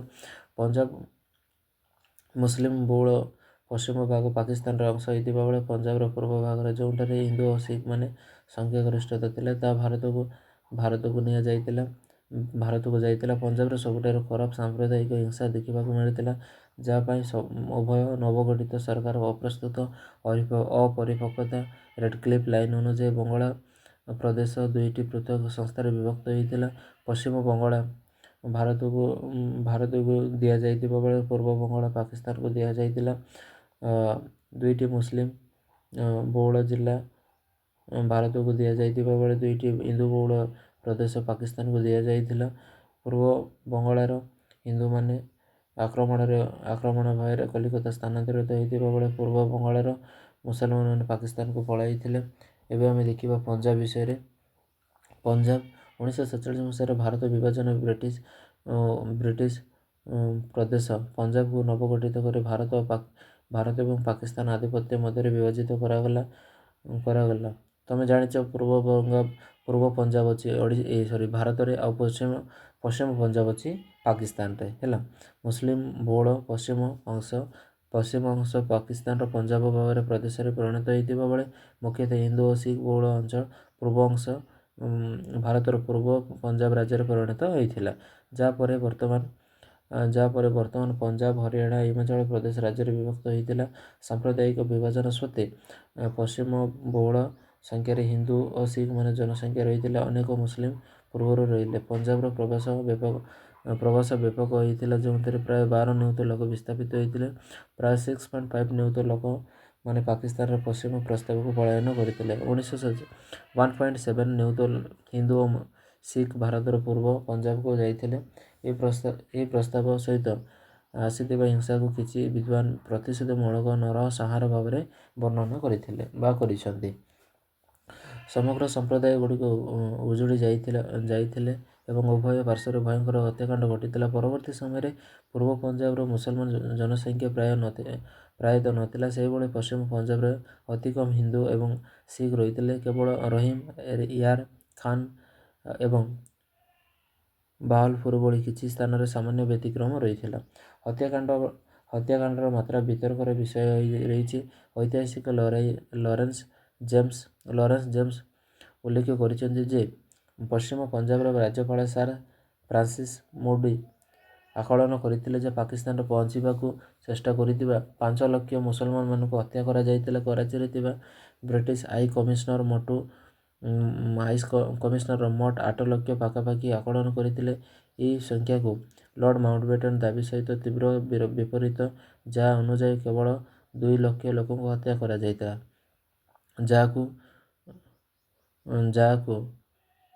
ଯାହାକୁ କିଛି ବିଦ୍ୱାନ ଏକ ଗୁରୁତ୍ୱପୂର୍ଣ୍ଣ ଅବମୂଲ୍ୟାୟନ ଭାବରେ ଖାରଜ କରିଛନ୍ତି। ଉତ୍ତେଜନା ଅଧିକ ଭୟଙ୍କର ବାକ୍ୟାବଣ ଦ୍ୱାରା ବୃଦ୍ଧି ପାଇଥିଲା। 1947 ମସିହା ମାର୍ଚ୍ଚ ମାସ 3 ତାରିଖରେ ରେଡିକାଲ ଶିଖ ନେତା ମାଷ୍ଟର ତାରା ସିଂ ଲାହୋର ସ୍ଥିତ ପଞ୍ଜାବ ବିଧାନସଭା ବାହାରେ 500 ଶିଖଙ୍କ ଭିଡ଼ ସମ୍ମୁଖରେ ତାଙ୍କର କୃପାଣ ବା ସାମରିକ କଣ୍ଡା ଖୋଲି ପାକିସ୍ତାନ ମୁର୍ଦାବାଦ ବୋଲି ଘୋଷଣା କଲେ। ରାଜନୈତିକ ବୈଜ୍ଞାନିକ ଇସ୍ତିଆକ ଅହମଦ ଅନୁଯାୟୀ ଏହି କାର୍ଯ୍ୟ ମୁସଲମାନମାନଙ୍କଠାରୁ ହିଂସାତ୍ମକ ପ୍ରତିଶୋଧକୁ ଉତ୍ସାହ ଥିଲା। ବିଶେଷ କରି ଉତ୍ତର ପଞ୍ଜାବର ମୁସଲିମ ବହୁଳ ଅଞ୍ଚଳରେ ଶିଖ ଏବଂ ହିନ୍ଦୁମାନେ ଟାର୍ଗେଟ କରାଯାଇଥିଲା। ତଥାପି 1947 ସୁଦ୍ଧା ପଶ୍ଚିମ ପଞ୍ଜାବର ଅଧିକ ମୁସଲମାନମାନଙ୍କୁ ହତ୍ୟା କରାଯାଇଥିଲା। ଏହି ଦୁଃଖଦ ଅସନ୍ତୁଳନକୁ ସେହି ସମୟରେ ଭାରତୀୟ ନେତାମାନେ ସ୍ୱୀକାର କରିଥିଲେ। 22 ଅଗଷ୍ଟ 1947 ତାରିଖରେ ଏକ ଚିଠିରେ ଜବାହରଲାଲ ନେହେରୁ ମହାତ୍ମା ଗାନ୍ଧୀଙ୍କୁ ଲେଖିଥିଲେ, ସେ ଏହି ସମୟ ପର୍ଯ୍ୟନ୍ତ ପଶ୍ଚିମ ପଞ୍ଜାବରେ ହତ୍ୟା କରାଯାଇଥିବା ହିନ୍ଦୁ ଓ ଶିଖ ତୁଳନାରେ ପୂର୍ବ ପଞ୍ଜାବରେ 2 ଗୁଣ ଅଧିକ ମୁସଲମାନମାନଙ୍କୁ ହତ୍ୟା କରାଯାଇଥିଲା। ଏବେ ଆମେ ଦେଖିବା ବଙ୍ଗଳା ବିଷୟରେ। ବେଙ୍ଗଲ ବହୁତ ଇମ୍ପୋର୍ଟାଣ୍ଟ ହେଲା। 1947 ମସିହାରେ ବଙ୍ଗାଳର ବିଭାଜନ ପ୍ରଦେଶକୁ 2ଟି ଅଞ୍ଚଳରେ ବିଭକ୍ତ କରିଥିଲା। ପଶ୍ଚିମବଙ୍ଗ ଯାହା ଭାରତର ଡୋମିନିୟନର ଅଂଶ ହୋଇଥିଲା ଏବଂ ପୂର୍ବବଙ୍ଗ ଯାହା ପାକିସ୍ତାନର ଡୋମିନିୟନର ଅନ୍ତର୍ଭୁକ୍ତ ହୋଇଥିଲା। 1955 ମସିହାରେ ପୂର୍ବବଙ୍ଗର ନାମ ପରିବର୍ତ୍ତିତ କରି ପୂର୍ବ ପାକିସ୍ତାନ ରଖାଯାଇଥିଲା। ତାପରେ 1971 ମସିହାରେ ବାଂଲାଦେଶର ମୁକ୍ତି ଯୁଦ୍ଧ ପରେ ଏହା ବାଂଲାଦେଶ ନାମରେ ସ୍ୱାଧୀନ ରାଷ୍ଟ୍ରରେ ଉଭା ହୋଇଥିଲା। ଯଦିଓ ଅଧିକାଂଶ ଆଞ୍ଚଳିକ ବିଭାଜନ ଧାର୍ମିକ ନୀତିକୁ ଅନୁସରଣ କରିଥିଲା, ତଥାପି କିଛି ଉଲ୍ଲେଖନୀୟ ବ୍ୟତିକ୍ରମ ଥିଲା। ଗଙ୍ଗା ନଦୀର ଡାହାଣ କୂଳରେ ଅବସ୍ଥିତ ମୁସଲମାନ ବହୁଳ ଜିଲ୍ଲା ମୁର୍ଶିଦାବାଦ ଏବଂ ମାଲଦା ଭାରତକୁ ପ୍ରଦାନ କରାଯାଇଥିଲା। ବିପରୀତରେ ହିନ୍ଦୁ ବହୁଳ ଜିଲ୍ଲା ଖୋଲଣା ଗଙ୍ଗା ତ୍ରିକୋଣଭୂମିରେ ଅବସ୍ଥିତ ମୁସଲମାନ ବହୁଳ ଅଞ୍ଚଳ ଦ୍ୱାରା ଘେରି ରହିଥିବା ଏହି ଅଞ୍ଚଳ ପାକିସ୍ତାନକୁ ଦିଆଯାଇଥିଲା। ଚିଟାଗଙ୍ଗା ପାହାଡ଼ିଆ ଅଞ୍ଚଳ ସହିତ, ଯାହା ମୁଖ୍ୟତଃ ବୌଦ୍ଧ ବହୁଳ ଥିଲା। ପୂର୍ବ ବଙ୍ଗଳାର ହିନ୍ଦୁମାନଙ୍କ ବିରୋଧରେ ସାମ୍ପ୍ରଦାୟିକତା ଉତ୍ତେଜନା ବୃଦ୍ଧି ପାଇଲା, ଯାହା ବ୍ୟାପକ ଧାର୍ମିକ ନିର୍ଯାତନାକୁ ନେଇଥିଲା। ଫଳସ୍ୱରୂପ ଲକ୍ଷ ଲକ୍ଷ ହିନ୍ଦୁ ଭାରତ, ବିଶେଷ କରି ପଶ୍ଚିମବଙ୍ଗକୁ ପଳାୟନ କରିଥିଲେ। ପଶ୍ଚିମବଙ୍ଗର ପଳାୟନ କଲେ ଶରଣାର୍ଥୀମାନଙ୍କୁ ଏହି ହଠାତ୍ ପ୍ରବାହ କଲିକତା ବା ବର୍ତ୍ତମାନର କଲିକତାର ଜନସଂଖ୍ୟା ଉପରେ ଏକ ସ୍ଥାୟୀ ପ୍ରଭାବ ପକାଇଲା, ଯେଉଁଠାରେ ଅନେକ ଅନୁଗାମୀକାରୀ ହିନ୍ଦୁ ପରିବାର ପୂର୍ବରୁ ପୂର୍ବ ପାକିସ୍ତାନକୁ ଯାଇଥିବା ମୁସଲମାନମାନଙ୍କୁ ଘରେ ବସବାସ କଲେ। ସାମଗ୍ରିକ ଭାବରେ ବିଭାଜନ ସମୟରେ ବଙ୍ଗଳା ଦେଇ ପ୍ରବାସ 3.3 ନିୟୁତ ଲୋକ ଆକଳନ କରାଯାଇଛି, ଯେଉଁଥିରେ ପ୍ରାୟ 2.6 ନିୟୁତ ଲୋକ ହିନ୍ଦୁ ପୂର୍ବ ପାକିସ୍ତାନରେ ଭାରତକୁ ସ୍ଥାନାନ୍ତରିତ ହୋଇଥିଲେ। ପ୍ରାୟ 7 ଲକ୍ଷ ମୁସଲମାନମାନଙ୍କୁ ଭାରତରୁ ପୂର୍ବ ପାକିସ୍ତାନ ବର୍ତ୍ତମାନର ବାଂଲାଦେଶକୁ ଯାଇଥିଲେ। ଏବେ ଆମେ ଆଉ ଗୋଟେ ପଏଣ୍ଟ ଦେଖିବା କ'ଣ, ଚିଟାଗଙ୍ଗା ପାହାଡ଼ିଆ ଅଞ୍ଚଳ, ଚିଟାଗଙ୍ଗ ହିଲ୍ସ ଟ୍ରାକ୍ଟ। ବଙ୍ଗଳାର ପୂର୍ବ ସୀମାରେ ଅବସ୍ଥିତ ଚିଟାଗଙ୍ଗା ପାହାଡ଼ିଆ ଅଞ୍ଚଳ ବିଭାଜନ ସମୟରେ ଏକ ଅନନ୍ୟ ବିଷୟ ଥିଲା। 1947 ମସିହା 98.5 ବୌଦ୍ଧ ଜନସଂଖ୍ୟା ଥିବା ସତ୍ତ୍ୱେ ଏହି ଅଞ୍ଚଳରେ ପାକିସ୍ତାନକୁ ପ୍ରଦାନ କରାଯାଇଥିଲା। ଏହି ନିଷ୍ପତ୍ତି ମୁଖ୍ୟତଃ ରଣନୀତି ଭିତ୍ତିକ ଥିଲା, କାରଣ ଏହି ଅଞ୍ଚଳରେ ମୁସଲମାନ ବହୁଳ ଚିଟାଗଙ୍ଗା ଅଞ୍ଚଳକୁ ଗୁରୁତ୍ୱପୂର୍ଣ୍ଣ ଭୌଗୋଳିକ ପ୍ରବେଶ ଏକ ପ୍ରାକୃତିକ ଭିତ୍ତିଭୂମି ପ୍ରଦାନ କରାଯାଇଥିଲା। ଏହି ନିଷ୍ପତ୍ତି ବିବାଦୀୟ ଥିଲା ଏବଂ ସ୍ଥାନୀୟ ବୌଦ୍ଧ ଆଦିବାସୀ ସମ୍ପ୍ରଦାୟ ମଧ୍ୟରେ ଦୀର୍ଘକାଳୀନ ଅସନ୍ତୋଷ ସୃଷ୍ଟି କରିଥିଲା। ପଞ୍ଜାବ ଓ ବଙ୍ଗଳା ପରି ନୁହେଁ। ବିଭାଜନ ପ୍ରାରମ୍ଭିକ ସମୟରେ ସିନ୍ଧ ପ୍ରଦେଶରେ ସାମ୍ପ୍ରଦାୟିକ ହିଂସା ଦେଖାଦେଇ ନଥିଲା। ସେହି ସମୟରେ ସିନ୍ଧ ଲାହୋରୀ କେନ୍ଦ୍ରଗୁଡ଼ିକର କରାଚି, ହାଇଦ୍ରାବାଦର ଶିକାରପୁର ଏବଂ ସୁକୁର ଏକ ସମୃଦ୍ଧ ହିନ୍ଦୁ ଉଚ୍ଚ ମଧ୍ୟବିତ୍ତ ଶ୍ରେଣୀ ଦ୍ୱାରା ପ୍ରଦାନ କରାଯାଇଥିଲା। ପ୍ରାରମ୍ଭରେ କେବଳ ଅଳ୍ପ କେତେକ ସଂଖ୍ୟକ ହିନ୍ଦୁ ପ୍ରଦେଶରୁ ସ୍ଥାନାନ୍ତରିତ କରାଯାଇଥିଲା। ତେବେ 1947 ମସିହା ଶେଷ ବେଳକୁ ଏହି ପରିସ୍ଥିତିର ଦ୍ରୁତଗତିରେ ବଦଳିଲା ଯେତେବେଳେ ଭାରତରୁ ବହୁ ସଂଖ୍ୟକ ମୁସଲମାନ ଶରଣାର୍ଥୀ ସିନ୍ଧରେ ପହଞ୍ଚିବାକୁ ଲାଗିଲେ। ସେମାନଙ୍କ ମଧ୍ୟରେ ଅନେକ ଅତ୍ୟଧିକ ଭିଡ଼ ଥିବା ଶରଣାର୍ଥୀ ଶିବିରରେ ରହୁଥିଲେ। ଉତ୍ତେଜନା ବୃଦ୍ଧି ପାଇଲା ଏବଂ 6 ଡିସେମ୍ବର 1947ରେ ସନ୍ଧି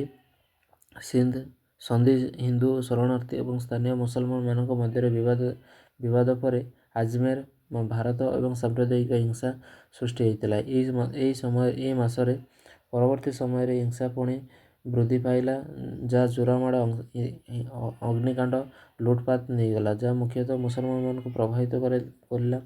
ଏହି ଘଟଣାଗୁଡ଼ିକ ଥର୍ ମରୁଭୂମି ଦେଇ ସିନ୍ଧୁ ମୁସଲମାନମାନଙ୍କୁ ବ୍ୟାପକ ପ୍ରବାସକୁ ସୃଷ୍ଟି କରିଥିଲା। ପ୍ରତିକ୍ରିୟା ହାଇଦ୍ରାବାଦ ଏବଂ କରାଚିରେ ହିନ୍ଦୁ ବିରୋଧୀ ଦଙ୍ଗା ସୃଷ୍ଟି ହେଲା, ଯେଉଁଥିରେ 6 ଜାନୁଆରୀ 1948ରେ ଗୁରୁତ୍ୱପୂର୍ଣ୍ଣ ହିଂସା ରେକର୍ଡ କରାଯାଇଥିଲା, ଯାହାଫଳରେ ପ୍ରାୟ 1100 ଲୋକ ମୃତ୍ୟୁବରଣ ହୋଇଥିଲେ। ସନ୍ଧି ହିନ୍ଦୁ ଶରଣାର୍ଥୀ ଆଗମନ ପରେ ଗୁଜରାଟର ଦଗ୍ରାଠାରେ ମାର୍ଚ୍ଚ 1948ରେ ସମାନ ହିଂସା ଘଟିଥିଲା, ଯାହା ଫଳରେ ଭାରତରୁ ପାକିସ୍ତାନ ଏବଂ ମୁସଲମାନମାନଙ୍କୁ ଅଧିକ ପ୍ରବାସ ଘଟିଥିଲା। ହିଂସାର ଏହି ଚକ୍ର ସିନ୍ଧୁ ପ୍ରଦେଶର ମୁସଲମାନଙ୍କୁ ବ୍ୟାପକ ପ୍ରବାସ ନେଇଗଲା, ଯେଉଁଥିରେ ପ୍ରାୟ 1.2-1.4 ନିୟୁତ ଲୋକ ଜାହାଜ, ଟ୍ରେନ୍ ମାଧ୍ୟମରେ ଭାରତକୁ ସ୍ଥାନାନ୍ତରିତ ହୋଇଥିଲେ। ଥର୍ ପାର୍କରେ ଉମରକୋଟ, ମିରୁପକ୍ସ, ସାନଘର ଏବଂ ବାଦିନ ଭଳି ଜିଲ୍ଲାଗୁଡ଼ିକରେ, ଯେଉଁଥିରେ କିଛି ହିନ୍ଦୁ ବହୁଳ ଅଞ୍ଚଳ, ତେବେ ଚାଲୁଥିବା ଧାର୍ମିକ ନିର୍ଯାତନା ଯୋଗୁଁ ବିଭାଜନ ପରଠାରୁ ଦଶନ୍ଧି ଧରି ସିନ୍ଧୁରୁ ହିନ୍ଦୁ ପରିବାରମାନେ ଭାରତକୁ ଆଶ୍ରୟ ନେଇଥିଲେ। ଆଉ 7 ନମ୍ବର ପଏଣ୍ଟ ଅଛି ଦେଖ, କୃଷି, ଅର୍ଥନୀତି ଓ ଶିଳ୍ପ ଉପରେ ପ୍ରଭାବ, impact of the agriculture and industry. ଉଭୟ ରାଷ୍ଟ୍ରରେ ଖାଦ୍ୟଶସ୍ୟର ଅଭାବ ସମ୍ମୁଖୀନ ହୋଇଥିଲେ। ଭାରତ କୃଷିରେ ଅଗ୍ରଗତି ହୋଇଥିଲା କାରଣ ସିନ୍ଧ ଏବଂ ପଶ୍ଚିମ ପଞ୍ଜାବର ସମୃଦ୍ଧ ଜଳସେଚିତ ଅଞ୍ଚଳ ପାକିସ୍ତାନରେ ଚାଲିଗଲା। ଭାରତ କୃଷି କ୍ଷତିଗ୍ରସ୍ତ ହୋଇଥିଲା କାରଣ ସିନ୍ଧ ଓ ପଶ୍ଚିମ ପଞ୍ଜାବର ସମୃଦ୍ଧ ଜଳସେଚିତ ଅଞ୍ଚଳ ପାକିସ୍ତାନକୁ ଚାଲିଗଲା। ବିଭାଜନ ଶିଳ୍ପଗୁଡ଼ିକ ଅନେକ ପ୍ରକାରରେ ପ୍ରଭାବିତ ହୋଇଥିଲା। ଏହା ଭାରତ ଓ ପାକିସ୍ତାନ ମଧ୍ୟରେ ପାରସ୍ପରିକ ନିର୍ଭରଶୀଳ ପରସ୍ପରକୁ ବ୍ୟାହତ କରିଥିଲା। ଯେହେତୁ ବିଭାଜନ ପୂର୍ବରୁ ଭାରତ ଅଂଶ ସାମଗ୍ରିକ ଉତ୍ପାଦନ ଥିଲା, ପାକିସ୍ତାନ କଞ୍ଚାମାଲ ଯୋଗାଣକାରୀ ଥିଲା। ଏହାଛଡ଼ା ମୁସଲମାନ କାରିଗରମାନଙ୍କ ପ୍ରବାସ ପଞ୍ଜାବ ଏବଂ ଉତ୍ତରପ୍ରଦେଶ, ରାଜସ୍ଥାନ ଇତ୍ୟାଦିରେ କାଚ ଦ୍ୱାରା ଧାତୁ କାର୍ଯ୍ୟ ପ୍ରଭାବିତ ହୋଇଥିଲା। 8 ନମ୍ବର ପଏଣ୍ଟ ହେଉଛି ସଂଯୋଗୀକରଣ ଏବଂ ଲଜିଷ୍ଟିକ୍ ଭିତ୍ତିଭୂମି ପ୍ରଭାବ, impact of the connectivity and of the logistic infrastructure. ବିଭାଜନ ରେଳ ବ୍ୟବସ୍ଥାର ପ୍ରଭାବିତ କରିଥିଲା, ବିଶେଷ କରି ଦୂର ସ୍ଥାନକୁ ମାଲ ପରିବହନ, ଲୋକଙ୍କର ଯାତାୟାତ ଏବଂ ପାକିସ୍ତାନକୁ ସେବା ଯୋଗାଉଥିବା ମୁଖ୍ୟ ଲାଇନଗୁଡ଼ିକ ବହୁତ ଖରାପ ଭାବରେ ଖଣ୍ଡିତ ହୋଇଥିଲା, ଯାହା ଦିଲ୍ଲୀ ଏବଂ ଲାହୋର ମଧ୍ୟରେ ଦୁଇଟି ଗୁରୁତ୍ୱପୂର୍ଣ୍ଣ ଲାଇନର ବାଧା ଦେଇଥିଲା। ଏହା ଉଲ୍ଲେଖଯୋଗ୍ୟ ଯେ ପାକିସ୍ତାନ ଏହାର ଅଧିକାଂଶ ରେଳ କାର୍ଯ୍ୟାଳୟ ଜଙ୍କସନ୍ ଉପରେ ନିୟନ୍ତ୍ରଣ କରାଯାଇଥିଲା। ଏହା ସୀମିତ ରେଳ ଭିତ୍ତିଭୂମି ମଧ୍ୟରେ ସ୍ୱାସ୍ଥ୍ୟ ସେବା ସୁବିଧାକୁ ପ୍ରଭାବିତ କରିଥିଲା। 9 ନମ୍ବର ପଏଣ୍ଟ ଅଛି ଦେଖ, ସ୍ୱାସ୍ଥ୍ୟ ଉପରେ ପ୍ରଭାବ, ଇମ୍ପାକ୍ଟ ଅଫ୍ ଦି ହେଲ୍ଥ। ବିଭାଜନ ସମୟରେ ଦେଶର ଅର୍ଥନୀତି ସଂଘର୍ଷ କରୁଥିଲା ଏବଂ ଫଳସ୍ୱରୂପ ଲୋକଙ୍କର ସ୍ୱାସ୍ଥ୍ୟ ଅବନତି ଘଟିଥିଲା। ବ୍ରିଟିଶ ରେଡ୍ କ୍ରସ୍ ଭଳି ଆନ୍ତର୍ଜାତୀୟ ଏଜେନ୍ସି ଗୁଡ଼ିକରେ ମିଳିଥିବା ଚିକିତ୍ସା ସହାୟତା ଭାରତର ପ୍ରାଥମିକ ସ୍ୱାସ୍ଥ୍ୟ ସେବା ଆବଶ୍ୟକତା ପୂରଣ କରିବା ପାଇଁ ଅପର୍ଯ୍ୟାପ୍ତ ଥିଲା। ଶରଣାର୍ଥୀ ଶିବିରରେ ଚିକିତ୍ସା ଜରୁରୀକାଳୀନ ପରିସ୍ଥିତି, ତତ୍କାଳୀନ ଉତ୍ପତ୍ତି ଏବଂ ସାମ୍ପ୍ରଦାୟିକ ସଂଘର୍ଷରୁ ହେଉଥିବା ଆଘାତ ସହିତ ଦେଶର ସ୍ୱାସ୍ଥ୍ୟ ସେବାକୁ ଅତିଷ୍ଠ କରିଦେଇଥିଲା।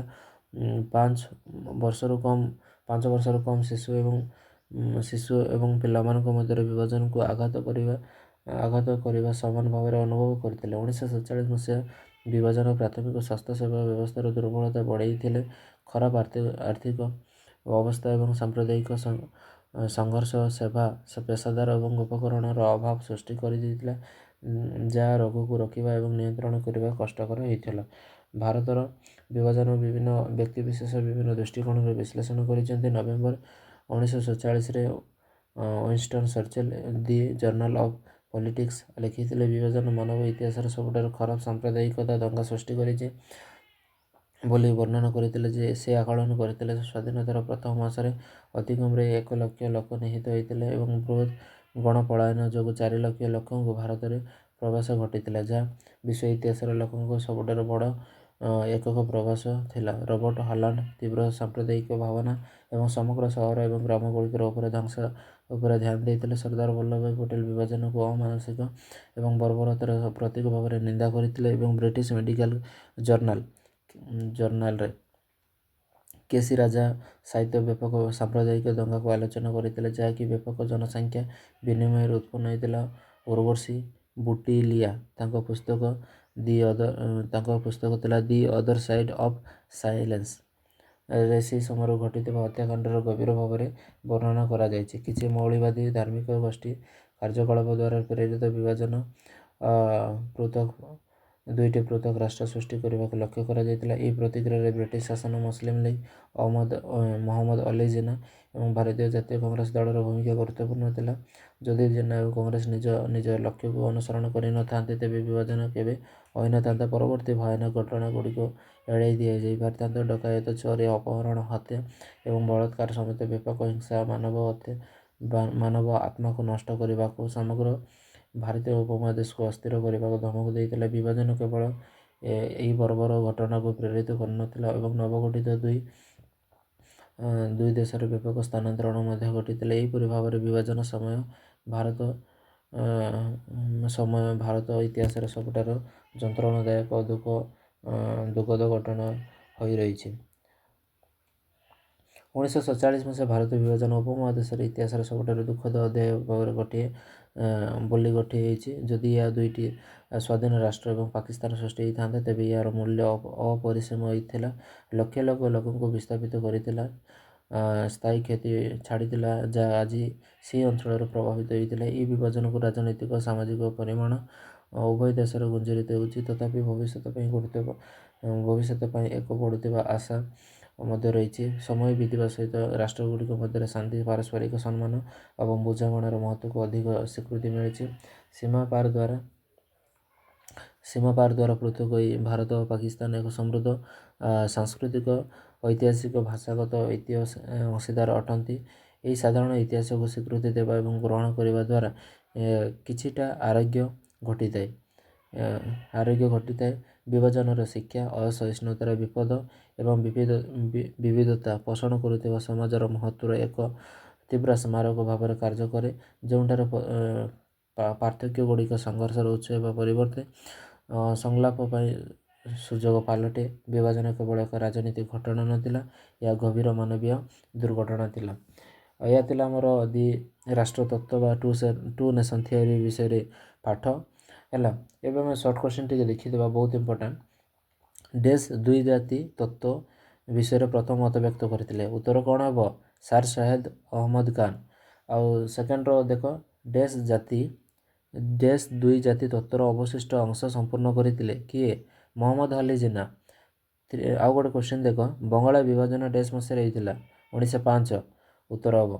ଆଉ 4 ନମ୍ବର କୋଶ୍ଚିନ୍ ଦେଖ, 1944 ମସିହା ଅଗଷ୍ଟ ମାସ 17 ତାରିଖରେ ଜିନ୍ନା ଡେସ୍ ଘୋଷଣା କରିଥିଲେ? ଉତ୍ତର ହେବ କ'ଣ? ପ୍ରତ୍ୟକ୍ଷ କାର୍ଯ୍ୟାନୁଷ୍ଠାନ ଦିବସ, ଡାଇରେକ୍ଟ ଆକ୍ସନ୍ ଡେ। ଆଉ 5 ନମ୍ବର କୋଶ୍ଚିନ୍ ଦେଖ, ପାକିସ୍ତାନ ଶବ୍ଦଟି ଡେସ୍ ଦ୍ୱାରା ପ୍ରଣୟନ କରାଯାଇଥିଲା? ୟା ଉତ୍ତରରେ ହେବ ଚୌଧୁରୀ ରେହମତ ଅଲି। 6 ନମ୍ବର କୋଶ୍ଚିନ୍ ଦେଖ, ଡେସ୍ ମସିହାରେ ମର୍ଲେ ମେଣ୍ଟ ସଂସ୍କାର କରାଯାଇଥିଲା? ଉତ୍ତର ହେବ 1909 ମସିହାରେ। ଆଉ ଦେଖ ଆଉ ଗୋଟେ କୋଶ୍ଚିନ୍ ଦେଖ, 7 ନମ୍ବର କୋଶ୍ଚିନ୍, ଅଖିଳ ଭାରତୀୟ ମୁସଲିମ ଲିଗ୍ ଡେସ୍ ମସିହାରେ ସ୍ଥାପିତ ହୋଇଥିଲା? ଏହାର ଉତ୍ତର ହେବ 1906 ମସିହାରେ। 8 ନମ୍ବର କୋଶ୍ଚିନ୍ ଦେଖ, ଡେସ୍ ଇସଲାମକୁ ଧର୍ମାନ୍ତରିତ ହୋଇଥିବା ବ୍ୟକ୍ତିମାନଙ୍କୁ ହିନ୍ଦୁ ଧର୍ମକୁ ଫେରାଇ ଆଣିବାକୁ ଚେଷ୍ଟା କରିଥିଲେ? ଡେସ୍ ଇସଲାମକୁ? ସୁଦି ଆନ୍ଦୋଳନ ଇସଲାମକୁ ଧର୍ମାନ୍ତରିତ ହୋଇଥିବା ବ୍ୟକ୍ତିବିଶେଷଙ୍କୁ ହିନ୍ଦୁ ଧର୍ମକୁ ଫେରାଇ ଆଣିବାକୁ ଚେଷ୍ଟା କରିଥିଲେ। 9 ନମ୍ବର କୋଶ୍ଚିନ୍ ଦେଖ, ସ୍ୱରାଜ ପାର୍ଟି ଡେସ୍ ମସିହାରେ ପ୍ରତିଷ୍ଠା ହୋଇଥିଲା? ଉତ୍ତର ହେବ 1923 ମସିହାରେ। 10 ନମ୍ବର କୋଶ୍ଚିନ୍ ଦେଖ, ଡେସ୍ ଏବଂ ଡେସ୍ ଅଲି ଭାଇ ଭାବରେ ଜଣାଶୁଣା? ସୌକତ ଅଲି, ମହମ୍ମଦ ଅଲି। ଆଉ ଗୋଟେ 11 ନମ୍ବର କ୍ୱେଶ୍ଚିନ୍ ଅଛି, ପାକିସ୍ତାନରେ ଡ୍ୟାସ୍କୁ କ୍ୱାଇଦ ଇ ଆଜମ ବା ମହାନ ନେତା ବାବା ଏ କ୍ୱାଇମ୍ ବା ରାଷ୍ଟ୍ରୀୟ ପିତା ଭାବରେ ସମ୍ମାନିତ କରାଯାଏ। ଉତ୍ତର କିଏ? ନା ମହମ୍ମଦ ଅଲି ଜିନା। ଆଉ ଜଣେ ହେବ 12 ନମ୍ବର କ୍ୱେଶ୍ଚିନ୍, ପ୍ରତ୍ୟେକ କାର୍ଯ୍ୟାନୁଷ୍ଠାନ ଦିବସର ଅନ୍ୟ ନାମ ଡ୍ୟାସ୍ ଭାବରେ ଜଣାଶୁଣା। ଏହାକୁ ଆଉ କେଉଁ ନାଁରେ ମଧ୍ୟ ଜଣା? ମହାମଲ୍ଲିକତା ଦଙ୍ଗା। କ'ଣ? ମହାମଲ୍ଲିକତା ଦଙ୍ଗା। 13 ନମ୍ବର କ୍ୱେଶ୍ଚିନ୍ ଦେଖ, ଡ୍ୟାସ୍ ସୀମାନ୍ତ ଗାନ୍ଧୀ ବା ସରହଦି ଗାନ୍ଧୀ ଭାବରେ ଜଣାଶୁଣା। ଉତ୍ତର ହେବ ଖାନ ଅବଦୁଲ ଗଫର ଖାନ। 14 ନମ୍ବର କ୍ୱେଶ୍ଚିନ୍, 1940 ମସିହାରେ ଲାହୋର ପ୍ରସ୍ତାବ ଯାହା ସର୍ବଭାରତୀୟ ମୁସଲିମ ଲିଗ୍ ଦ୍ୱାରା ଗୃହୀତ ହୋଇଥିଲା ମଧ୍ୟ ତାହା ଡ୍ୟାସ୍ ଭାବରେ ଜଣାଶୁଣା। ଏହାର ଉତ୍ତର ହେବ ପାକିସ୍ତାନ ପ୍ରସ୍ତାବ ଭାବରେ ଜଣାଶୁଣା। 15 ନମ୍ବର କ୍ୱେଶ୍ଚିନ୍, ଡ୍ୟାସ୍ ମସିହାରେ କ୍ରିପ୍ସ ମିଶନ ଭାରତରୁ ଆସିଥିଲା। ଉତ୍ତର ହେବ 1947 ମସିହାରେ। 16 ନମ୍ବର କ୍ୱେଶ୍ଚିନ୍ ଦେଖ, ଡ୍ୟାସ୍ ବଙ୍ଗ ମାତା ବା ଭାରତ ମାତାଙ୍କ ପ୍ରତିମା ସୃଷ୍ଟି କରିଥିଲା ଯାହା ଭାରତକୁ ଏକ ମାତୃ ରୂପରେ ପ୍ରତୀକ କରେ। ଉତ୍ତର ହେବ ଅବିଚନ୍ଦ୍ରନାଥ Thakur. 17 number question, dash train to Pakistan ଲେଖିଥିଲେ। ଉତ୍ତର ହେବ Khushwant Singh. 18 number question, dash Anandamath ଲେଖିଥିଲେ। ବଙ୍କିମ ଚନ୍ଦ୍ର ଚଟ୍ଟୋପାଧ୍ୟାୟ।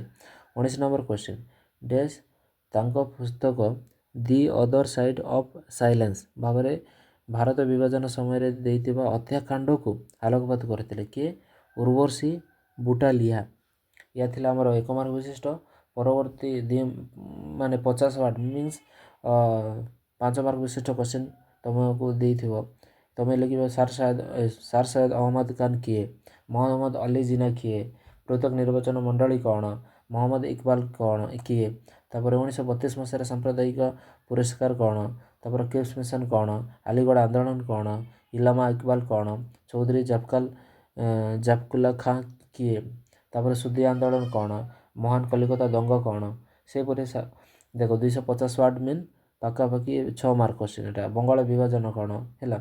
ଦ୍ୱୈତ ଶାସନ ନିୟମ କ'ଣ? ଅଖିଳ ଭାରତୀୟ ମୁସଲିମ କ'ଣ? ପାର୍ଲାମେଣ୍ଟ ସଂସ୍କାର କ'ଣ? ଖାନ ଅବଦୁଲ ଗଫର ଖାନ କିଏ? ତାପରେ 2 ରାଷ୍ଟ୍ର ତତ୍ତ୍ୱ କ'ଣ? ହେଲା? କଂଗ୍ରେସର ବିଭାଜନ ବିରୋଧୀ ନୀତି କ'ଣ? ଲକ୍ଷ୍ନୌ ଚୁକ୍ତି 1916 କ'ଣ? ଅଗଷ୍ଟ ପ୍ରସ୍ତାବ କ'ଣ? ଭାରତ ଛାଡ଼ ଆନ୍ଦୋଳନ କ'ଣ? ତାପରେ କ୍ୟାବିନେଟ୍ ମିଶନ ପ୍ରସ୍ତାବ କ'ଣ? ପ୍ରତ୍ୟେକ କାର୍ଯ୍ୟ ଦିବସ କ'ଣ? ତାପରେ ଭାରତୀୟ ସ୍ୱାଧୀନତା ଅଧିନିୟମ କ'ଣ? ମାଉଣ୍ଟବେଟନ ଯୋଜନା କ'ଣ?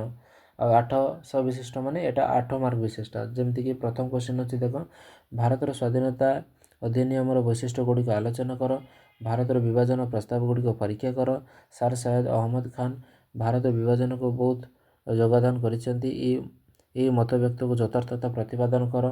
ସେହିପରି 4 ନମ୍ବର ଦେଖ, ଭାରତ ବିଭାଜନ ପାଇଁ ଦାୟୀ ବିଭିନ୍ନ କାରକ ଗୁଡ଼ିକ ଆଲୋଚନା କର। 5 ନମ୍ବର ଅଛି 2 ଜାତି ତତ୍ତ୍ୱ ଉପରେ ଏକ ପ୍ରବନ୍ଧ ଲେଖ। ନହେଲେ ଆଉ ଗୋଟେ କ୍ୱେଶ୍ଚିନ୍ ପକାଇବ, 2 ଜାତି ତତ୍ତ୍ୱର ଜିନ୍ନାଙ୍କ ଭୂମିକା କ'ଣ? ଏହିସବୁ କ୍ୱେଶ୍ଚିନ୍ ତୁମ ଏକ୍ଜାମ୍ରେ ପଡ଼ିପାରେ। ତ ବି ପ୍ରିପେୟାର୍ଡ଼। ଓକେ, ରହିଲି, ଧନ୍ୟବାଦ।